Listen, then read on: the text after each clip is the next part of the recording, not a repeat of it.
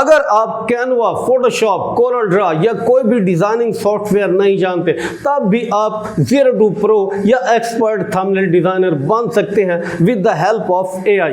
उसके लिए आप हमारी पहले ये थंबनेल देखें, कितने खूबसूरत थंबनेल हमने क्रिएट किए हैं with the help of AI। आपने सबसे पहले अपने वीडियो का टॉपिक लिख लेना है, चैट GPT में जाके उसे पेस्ट कर दें या उसे कमांड दे दें कि मेरी वीडियो का टॉपिक ये है, मुझे हाई क्लिक थ्रू रेट और वाइब्रेंट कलर्स के साथ मुझे एक बेहतरीन प्रॉम्प्ट बना के दो। मैंने गूगल जेमिनी से उसका थंबनेल बनवाना है एंड बूम आपको वो बना के दे देगा। और आपने चले जाना है गूगल जेमिनी में, पेस्ट करें। अगर तस्वीर लगाना चाह रहे हैं तो ऊपर क्लिक करके अपनी तस्वीर ऐड कर दें एंड बूम आपका बेहतरीन प्रोफेशनल थंबनेल रेडी है।